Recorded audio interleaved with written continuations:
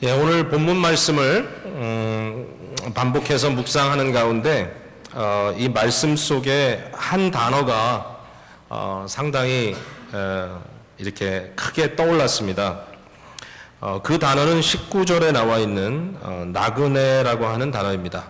저는 이 나그네라는 말을 좀 좋아합니다. 이 나그네라는 말 자체에 의미가 있고, 우리가 이 세상을 살아가면서 이 땅에 우리가 나그네다, 심지어는 가요에도 그런 말이 나오지 않습니까? 그런데 여기에서 쓰는 이 말의 의미가 무엇인지 한번 생각해 봤으면 좋겠습니다. 나그네라는 것은 여행하고 있다라는 뜻입니다. 지금 내가 지나고 있는 곳은 내 집이 아니다라는 뜻이죠. 뭔가 나에게 좀 생소한 곳을 내가 지금 지나고 있다라는 그런 의미가 되겠습니다. 영어로는 sojourner 이렇게 얘기하기도 하고, 뭐 traveler 이래도 되겠죠. 그래서 여행 중에 있는 사람이다. 지금 나는 내 집이 아닌 다른 곳을 지나고 있다라고 하는 그러한 이야기입니다.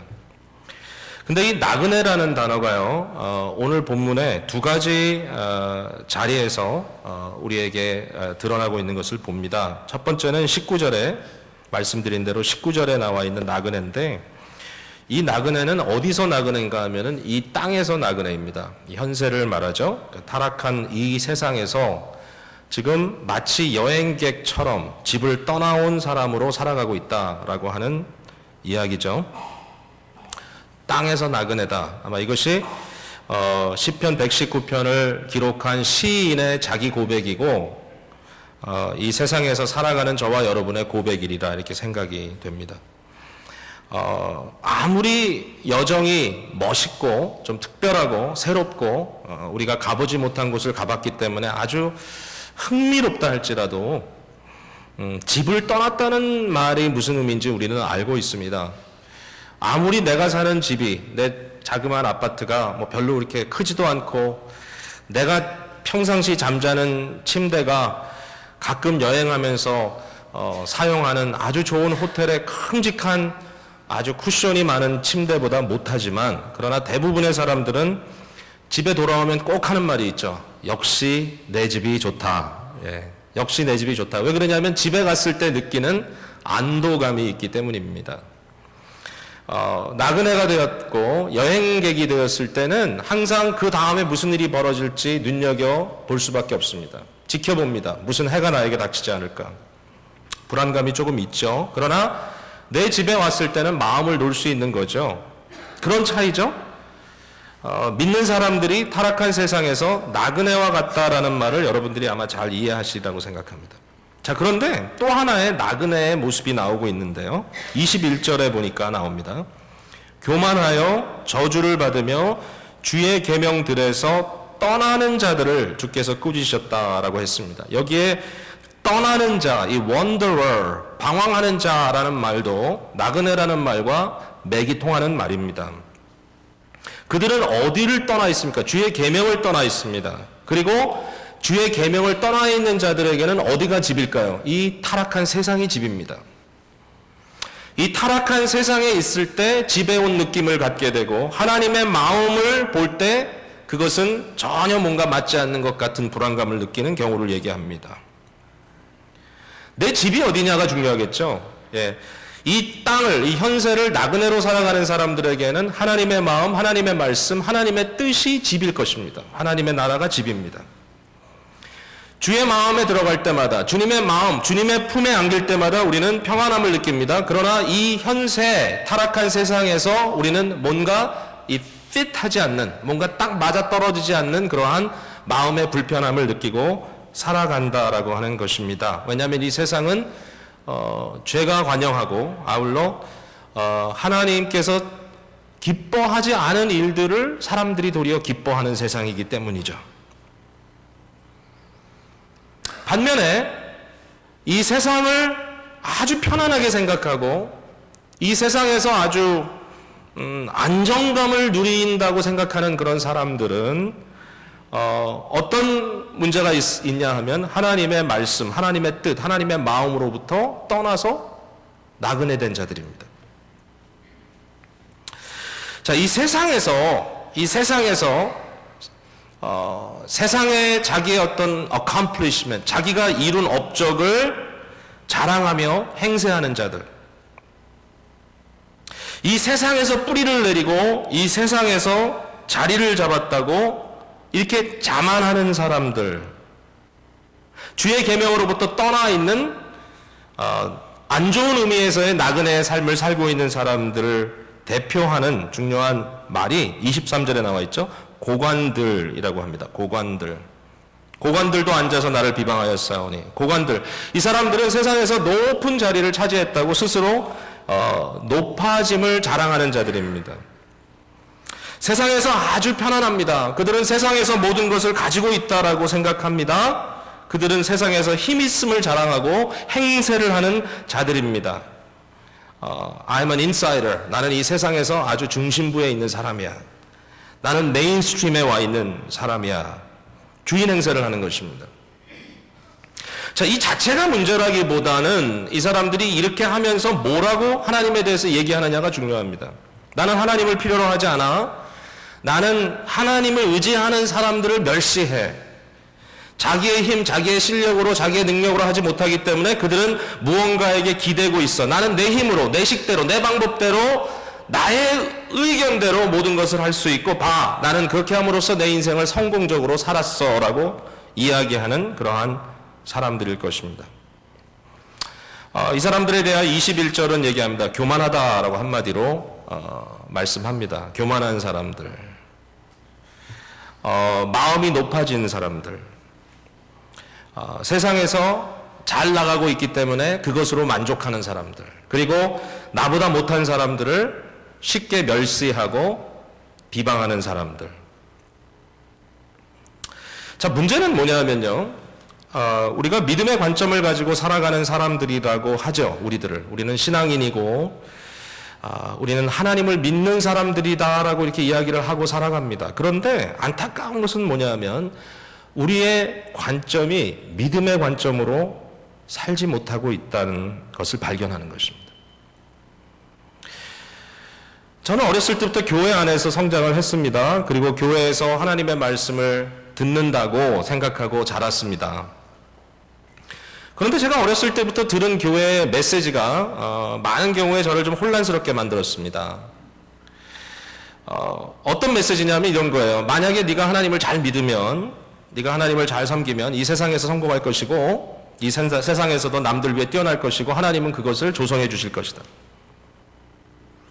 세상에서 높은 곳을 향하여 달려가고 그것이 정당하다라고 생각합니다. 그리고 세상에서 성공한 것이 신앙의 승리라고 이렇게 이야기를 할 때가 참 많았습니다. 그러다 보니까 제 마음속에 어떤 생각이 들었냐면요, 죄인은 누구냐? 죄인은 누구냐? 죄인은 누구냐 하면 홈레스들, 결혼도 안 하고 일찍 티네이저들이 뭐 애를 낳고 하는 그런 아주 별로 흠모할 수 없는 그런 모습들, 마약하는 비천한 그런 사람들. 뭔지 몰라도 죄인 그러면 세상에서 실패자. 그러면 우리는 뭐가 되겠는가? 우리는 하나님의 영광을 위해서 세상에서 승리하고 세상에서도 성공하는 사람이 되어야 될 것이다 라고 하는 메시지를 너무 많이 듣다 보니까 안타깝게도 성장하면서 복음 안에 이것이 얼마나 많이 수정돼야 되는가 깊은 고민을 했던 기억들이 있습니다. 지금도 그렇고요.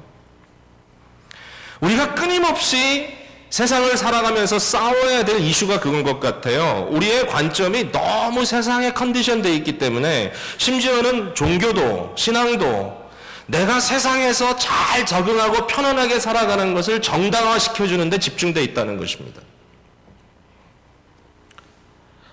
우리가 신앙인이라고 하면서도 여전히 얼마나 세상에서 잘 나가느냐를 지극히 큰 모델로 삼고 있다는 것이죠. 그러니까 오늘 이 시간에 저와 여러분의 삶 속에 다시 한번 확인해 봐야 될 일일 것입니다. 나에게 있어서 크리스찬으로 신앙인으로 산다는 것은 무슨 의미를 갖고 있는가? 오늘 본문에는 분명히 나는 땅에서 나그네고 하나님의 말씀 안에 들어가면, 하나님의 마음 안에 들어가면, 하나님의 뜻 안에 들어가면 나는 너무나 편안하고 너무나 기쁜 그런 안정감을 누려야 되는 것이 나의 믿음의 정체인데, 자꾸만 이상하게 하나님의 말씀을 들으면 부담스럽고 하나님의 말씀은 자꾸만 내가 좀 등지고 싶고 세상의 가치관 속으로 들어가서 거기에 동조하고 함께 그 안에서 뛰어 들어 살아갈 때 도리어 마음에 좀 흥미가 있고 기쁨이 있어진다라고 한다면 이것은 좀 심각한 문제라는 것이죠. 자꾸 왜 세상을 부러워하는가? 자꾸 왜 이 세상의 교만한 모습들, 이 세상에서 갖췄다는 이유 때문에 남들을 멸시하고 무시해도 괜찮을 것처럼 생각하는 이 세상에 속한 이러한 교만한 모습들을 내가 부러워하고 살아가는가? 내가 겉으로는 표현을 안 하는 것 같아도 나의 행동과 나의 삶의 가치들을 통하여 너무나 쉽게 따라오지 못하는 사람들을 비방하고 살지는 않았는가? 이런 고민들이 생겨나는 것입니다. 중요한 것은요, 21절에 보니까 저들에게 얘기할 때 이렇게 저들에 대해서 얘기합니다. 교만하여 저주를 받으며 그랬습니다. 저주를 받으며 저주를 받았다고 얘기합니다. 이 세상에서 세상적인 안목을 가지고 세상의 관점으로 봤을 때 잘 나가는 사람들, 성공한 사람들, 그러면서도 하나님이 필요 없다라고 말하면서 당당하게 살아가는 사람들을 대부분의 사람들은 저주받았다고 생각하지 않을 겁니다. 대부분의 사람들은 그 사람들을 보면서 저 사람들은 성공했어, 저 사람들은 잘 나가고 있어, 저 사람들은 복받았어 라고 얘기할 것입니다. 누가 그들을 저주받았다고 얘기하겠습니까? 그러나 말씀의 관점은 그렇지 않다는 것입니다. 말씀은 그들을 저주받았다고 얘기합니다. 이 저주라는 말은요, 그냥 저주 이런 게 아니라 언약의 저주입니다. 즉 다시 말해서 하나님의 심판이 그들 위에 있다라고 하는 것입니다. 하나님의 정죄함을 받았다는 것입니다. 예수님께서 말씀하셨죠? 이 세상은 이미 정죄를 받았느니라 그랬습니다. Already stands condemned. 이미 정죄를 받았느니라, 세상은. 어떤 분이 그 얘기를 한 거죠? 예수님은 어떤 분이죠? 예수님은 세상의 권세 잡은 자들에 의하여 죽임당하신 분입니다. 근데 그 주님께서 약하디 약해 보이고 아무런 힘도 없어 보이는 주님께서 세상을 향하여 말씀하십니다. 저들은 이미 하나님의 심판 아래 있느니라. 도저히 저와 여러분이 흠모할 대상이 아니라는 것입니다. 이미 저주를 받았느니라. 오직 그 심판의 모습이 눈에 드러나지 않는 이유는 오래 참으시며 심판을 보류하시는 하나님께서 그들에게 이미 심판이 덮여 씌워 있지만 그 심판의 역사가 그 안에서 아직은 fully, 완전하게 나타나지 않도록 막고 계시는 하나님의 은총의 역사가 있다는 것뿐이에요. 예수 그리스도의 은혜 밖에 있는 세상은 이미 심판을 받았느니라. 이미 멸망을 받은 거나 마찬가지라는 것입니다. 심판이 보류되어 있는 것은 하나님의 은혜이고 심판이 보류되어 있는 상황 속에서 세상의 화려하고 멋진 모습들이 우리의 마음을 끌지는 모르겠지만 그러나 그것은 잘못된 것이라는 것입니다. 믿음의 눈으로 볼 때 다른 생각이 든다는 것이죠. 보통 남자들이 차를 좋아한다 그럽니다. 좋은 차를 좋아하죠. 예. 여자들이 명품을 좋아하듯이 남자는 차를 좋아한다 그러는데 여러분이 좋아하는 차가 지나갑니다. 정말 좋아 보여. 야, 나도 저런 차 한번 타봤으면. 정말 비싼 차는 엄청 비싸더라고요. 몇십만 불씩 하더라고요. 근데 그런 차가 지나가는데 그 차를 운전하고 있는 운전하는 사람을 보면서 마음에 내가 그 자리에 있었으면 얼마나 좋을까라고 생각을 하는데 만약의 경우에 저와 여러분에게 약간 앞이라도 미래를 완전하게 볼 수 있는 능력이 주어졌는데 바로 그렇게 아름다워 보이는 그 차, 그 멋진 차를 타고 있는 그 운전자, 이 차가 2, 3분 후에 사고가 나서 그 안에 타고 있는 사람이 크게 다친다고 하는 사실을 내가 안다면 내가 그 자리에 있고 싶겠습니까? 아무리 차가 화려하고 내가 좋아하는 차를 할지라도 그럴 수 없습니다. 결과를 알기 때문에 이미 심판이 임했기 때문에 보류되어 있다는 것뿐이지 그 결과가 뻔하기 때문에 그것을 보고 흠모한다는 것은 믿음의 눈을 갖고 있지 않다는 이야기겠죠. 하나님 없이 세상에서 성공을 누리는 자들의 모습이 얼마나 불안한가. 이것을 보고 도리어 그것을 불쌍히 여길 줄 아는 눈이 믿음의 눈인 줄로 믿으시기를 바랍니다. 금요일에 잠깐 언급했습니다만은 다니엘서 4장을 제가 읽으면서 참 은혜를 받았습니다. 지난주 여러분 한번 펴보실래요? 다니엘서 4장. 이사야, 에레미야가 에스겔, 그 다음에 다니엘이죠. 다니엘 4장에 1240페이지쯤에 가서 이제 성경을 펴놓고 한번 들어보세요. 바벨론의 가장 위대한 왕이라고 말하는 느부갓네살 왕이 여기 나옵니다. 느부갓네살 왕은 바벨론 제국을 가장 높은 곳까지 끌어올렸던 아주 위대한 왕입니다. 정말 세계 역사에 남는 위대한 왕이죠. 근데 이 위대한 왕이 하루는 꿈을 꿉니다. 자다가 꿈을 꿨는데 그 꿈에 아주 이상한 형상을 보는 거예요. 이상한 것을. 근데 그 꿈에 보니까 큰 나무가 하나 나와요. 굉장히 거대한 나무예요. 잎사귀는 너무너무 아름다웠다 그랬습니다. 열매는 많아서 만민들이 그것을 먹을 수 있고 거기 깃들 만한 그러한 엄청난 나무라고 이야기합니다. 공중의 모든 새들이 와서 거해도 모자름이 없는 아주 거대한 나무예요. 그런데 갑자기 하늘에서부터 소리가 들립니다. 여기 보니까 순찰자가 나타나가지고 명령합니다. 저 나무를 베어버려라. 그 엄청난 나무가 하루아침에 쓰러져 버리고 결국 밑둥이밖에는 남지 않았다라고 하는 이러한 꿈이었어요. 자, 이 꿈을 가지고 느부갓네살 왕이 번민하는 가운데 꿈을 해석해주는 다니엘을 만나게 되죠. 다니엘을 불렀습니다. 다니엘아, 벨드사살이라고 하는 바벨론 당시 이름을 가졌던 다니엘에게 물어봅니다. 내 꿈이 무슨 의미인가? 다니엘이 이렇게 얘기합니다. 불쌍히 여깁니다. 마음으로. 나의 왕이여, 이 꿈이 당신에 대한 것이 아니고 남에 대한 것이었으면 참 좋겠습니다. 온 세상을 쥐고 온 세상을 제패하고 있었던 이 왕 앞에서 다니엘은 그 꿈에 나타난 하나님의 말씀의 뜻을 알았기 때문에 그 느부갓네살 왕을 연민의 눈초리로 바라보면서 불쌍히 여깁니다. 이 꿈이 당신에게 이루어지지 않았으면 좋겠습니다. 왕이여, 당신이 보신 그 거대한 나무는 바로 당신 자신입니다.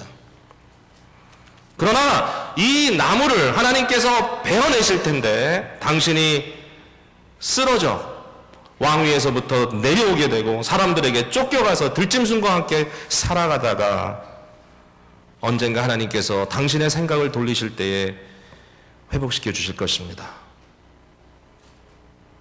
하나님의 심판이 이미 임했다고 이렇게 이야기를 한 거죠. 자, 이런 이야기를 듣고 나서 28절로 한번 가보십시오. 느부갓네살 스스로 고백을 합니다. 이 모든 일이 다 나 느부갓네살 왕에게 임하였느니라. 29절, 12달이 지난 후에, 이 꿈은 이미 12달 전에, 1년 전에 느부갓네살에게 주어졌어요. 느부갓네살은 이미 이 꿈을 받고 그 꿈 속에 이미 하나님의 이 심판이 그에게 드리워져 있다는 사실을 그가 알았어요. 그럼에도 불구하고 돌이키지 못했죠. 결국 12달이 지난 후에 이 꿈이 이루어집니다. 어떻게 됩니까? 내가 바벨론 왕궁 지붕에서 거닐세 나 왕이 말하여 이르되 이 큰 바벨론은 내가 능력과 권세로 건설하여 나의 도성으로 삼고 이것으로 내 위엄의 영광을 나타낸 것이 아니냐 하였더니 31절 같이 한번 읽어볼까요? 이 말이 아직도 나 왕의 입에 있을 때에 하늘에서 소리가 내려 이르되 느부갓네살 왕아 내게 말하노니 나라의 왕위가 내게서 떠났느니라. 그게 아마 당시 바벨론에서 가장 높은 곳이 아니었나 생각합니다. 높은 왕궁, 그것도 지붕 꼭대기에 올라갔습니다. 주위의 모든 아름다운 이 바벨론 제국의 영광을 바라보면서 이야기하죠. 내가 나의 능력과 나의 힘과 나의 권세로 이것을 건설했고 이 모든 것은 내 것이다. 봐라, 내가 얼마나 위대한가. 봐라, 내가 얼마나 위대한 일을 성취했는가. 아주 그냥 자랑하는 모드로 너무너무 마음이 신이 나서 부풀러 있는 그 순간에 뭐라고 얘기하죠? 그의 말이 끝나기도 전에 하늘에서 음성이 들려서 너는 너의 왕위를 놓쳐버리게 될 것이고 사람에게 쫓겨 들짐승과 함께 살면서 풀을 먹고 7년 동안이나 쫓겨 살아가겠다라고 말했습니다.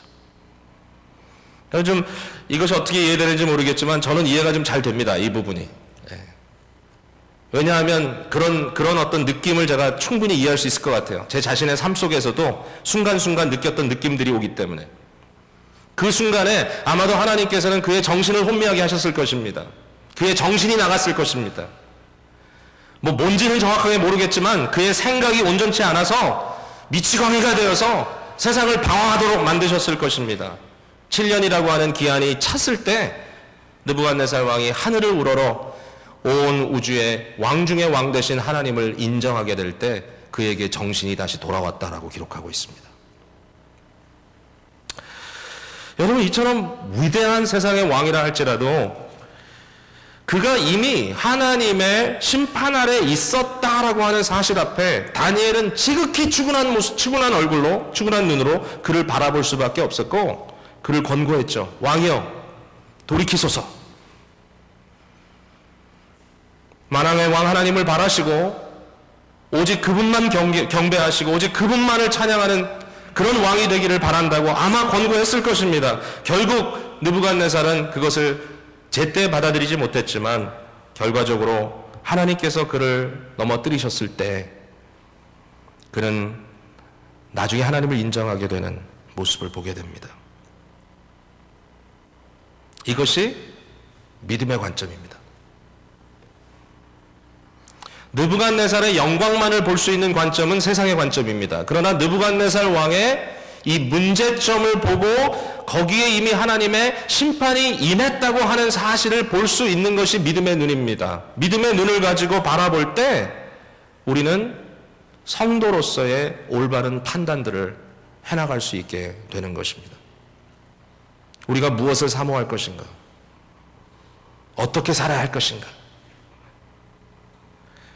자, 세상에서 그럼 나그네 된 자들, 저와 여러분처럼 믿음으로 살아가야 되겠다라고 자각하고 살아가는 자들에게는 어떠한 일이 벌어질까요? 우리에게는 그럼 어떤 일이 벌어질까요? 어떤 일이 벌어져야만 할까요? 우리가 기대할 수 있는 것은 무엇일까요?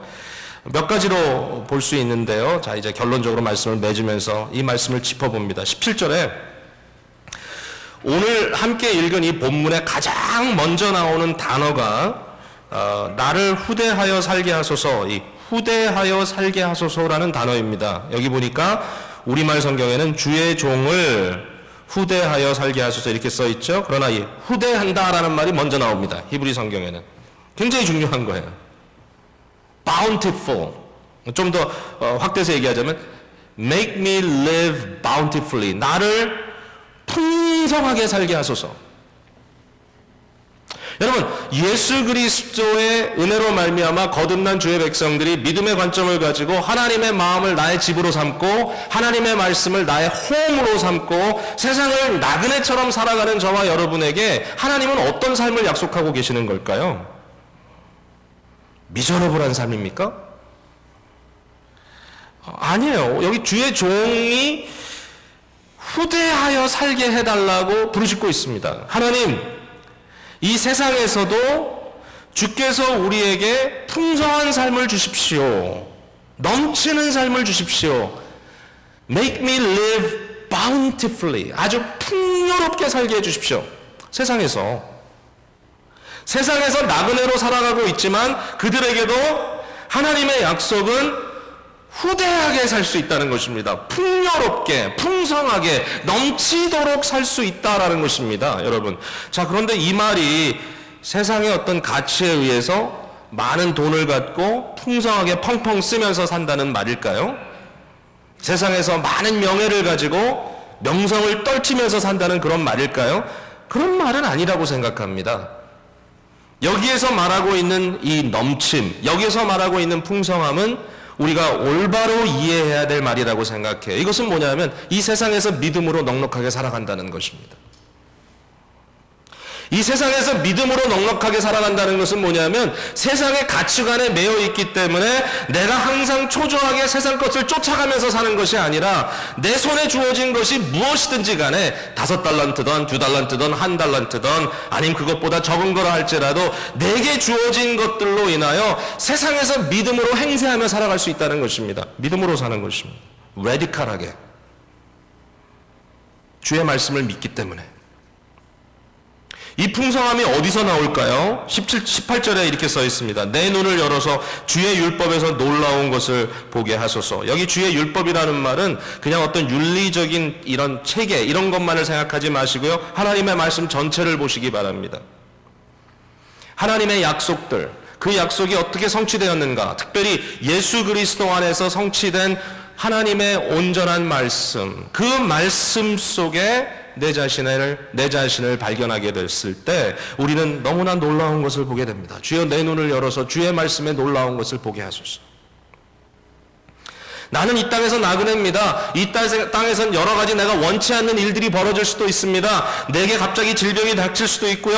내 자녀들에게 어려움이 있을 수도 있고요. 내가 물질적으로 좀 스트러글 할 수도 있고요.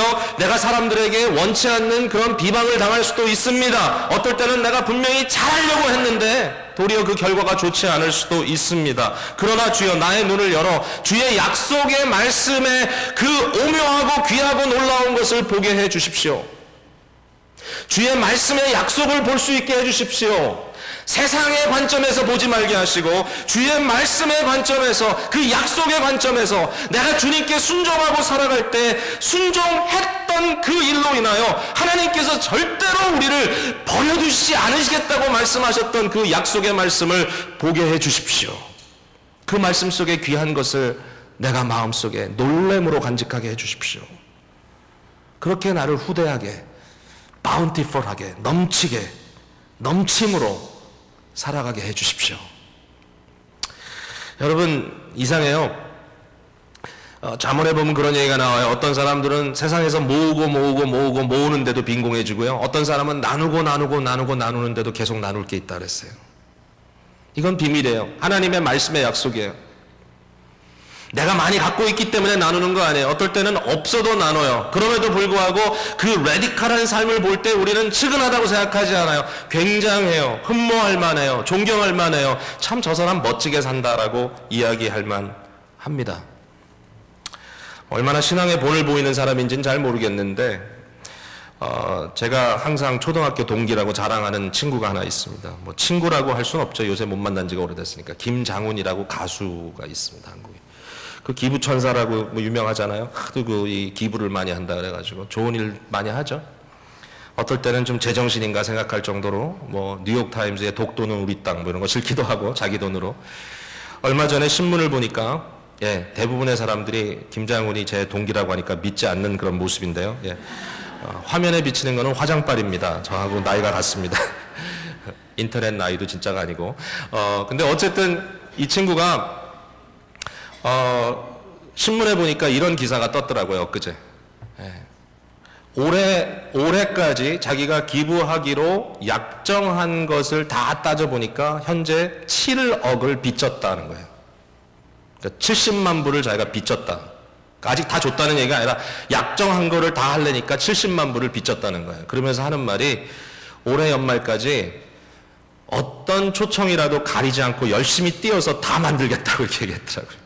근데 그 모습을 이제 보면서 신앙이 깊으신 기도하는 홀어머니 밑에서 어렵게 자랐던 사람이거든요.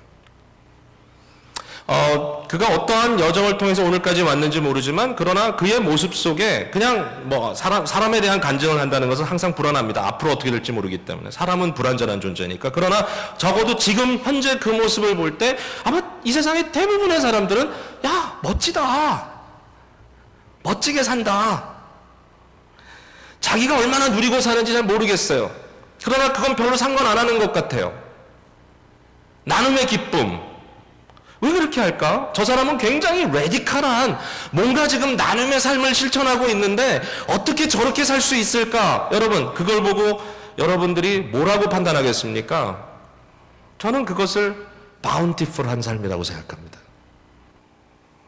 우리가 김장훈 씨처럼 많은 돈을 벌지는 못하기 때문에 그렇게 할 수는 없을지 몰라도, 그러나 우리의 삶 속에 하나님의 말씀의 약속을 믿고 그의 말씀에 순종함으로 무언가 선하고 옳은 일을 위하여 헌신하고 그 헌신을 팔로우 through 하는 것이 정말 이것이 나의 삶 속에 진정한 확신으로 주어지므로 기쁘게 그 일을 감당한다면 얼마나 풍요로운 삶을 살겠습니까?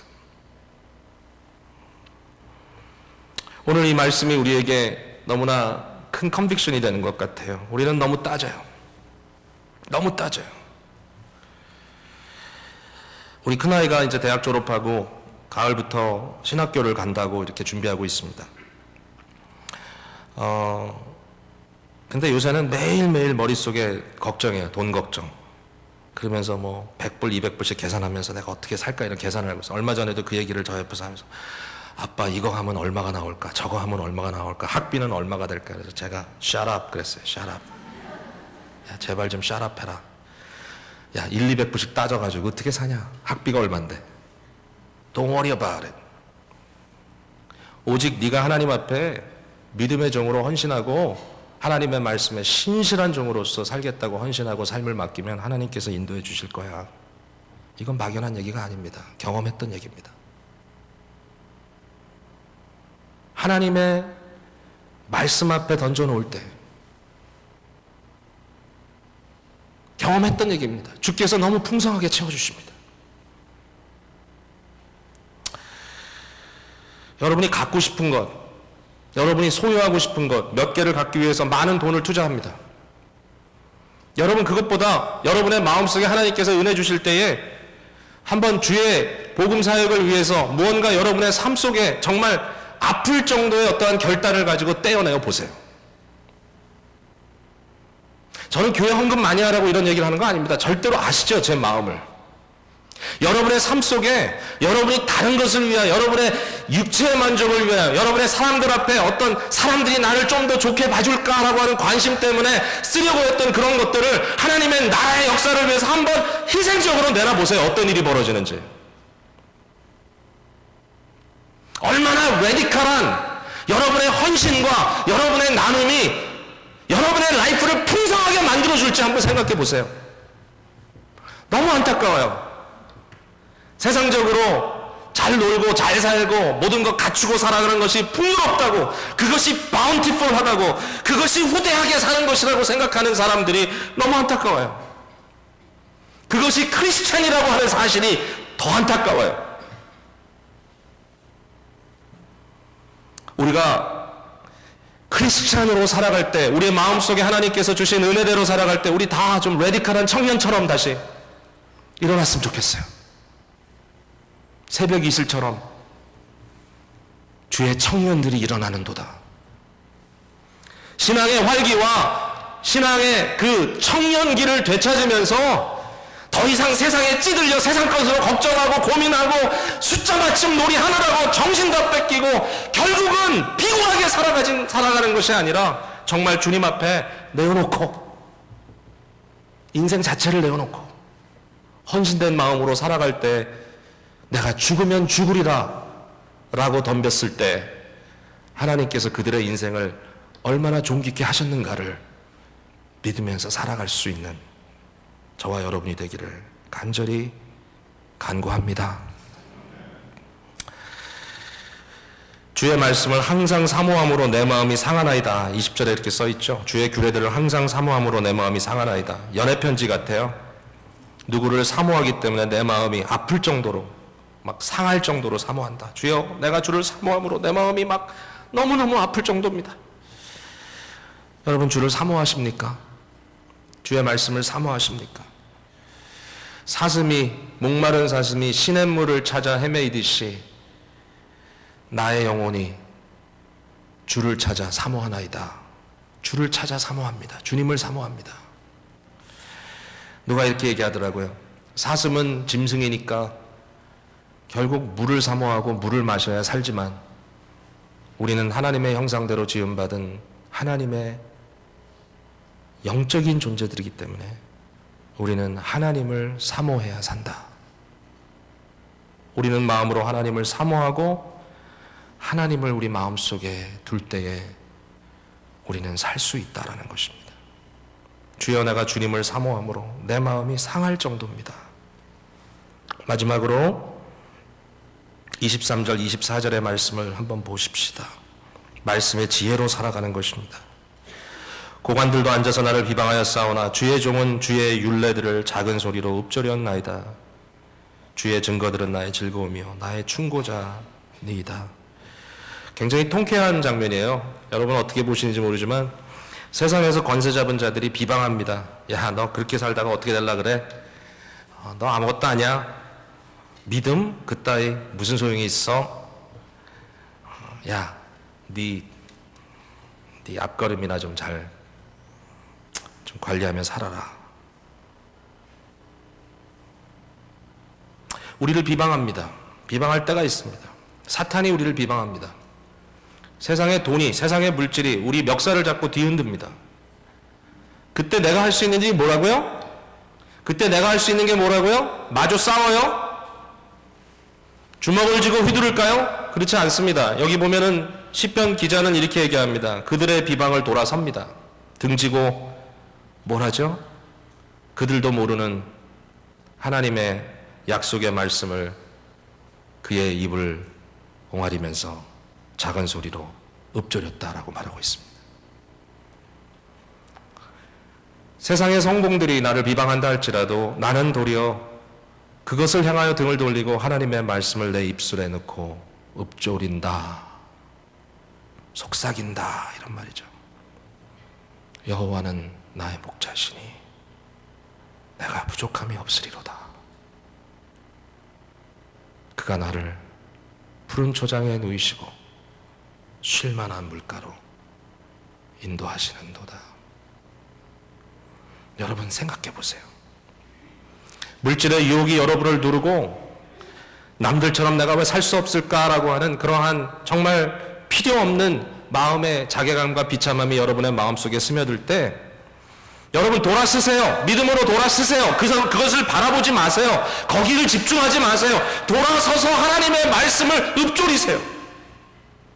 주의 약속을 신뢰하세요. 그리고 하나님의 영광을 위하여 여러분의 삶을 투자하겠다고 주님 앞에 헌신하세요.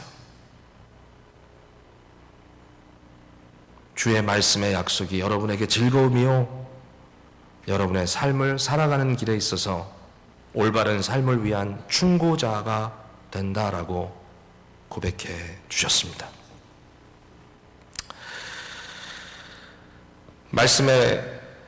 이 말씀을 묵상하면서 제 마음에 참 많은 충격과 또 이렇게 은혜가 있었습니다. 얼마나 잘 전달을 했는지 모르겠지만 제가 좀 볼륨이 좀 컸던 것 같아요. 근데 어쨌든 제 마음속에 주신 이 은혜, 오늘 이 시간에 저와 여러분이 함께 나누면서 하나님께서 여러분에게도 주신 줄로 믿습니다.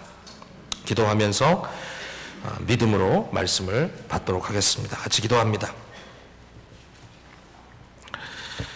사랑하는 성도 여러분, 우리 짧은 시간이지만 주님 앞에 기도하며 나가기를 원합니다. 주여, 내게 믿음의 눈을 허락해 주십시오. 내가 땅에서 나그네처럼 살아갑니다.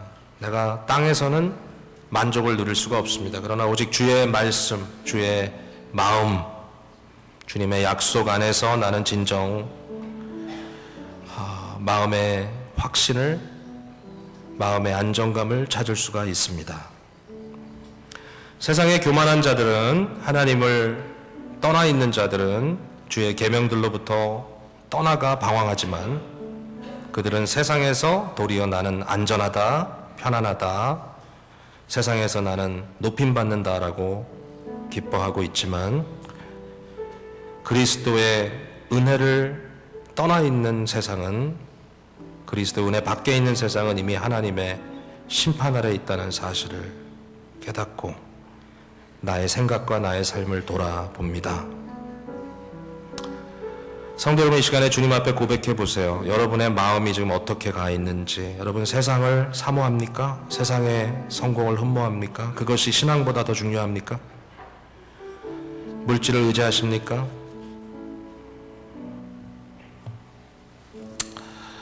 그것이 여러분에게 하나님의 말씀의 약속보다 더 중요하십니까? 여러분 이미 세상은 하나님의 심판 아래 있습니다. 믿음으로 주의 은혜를, 주의 약속을 붙드시게 되기를 간절히 바랍니다. 기도로 헌신하겠습니다. 우리 같이 기도합니다.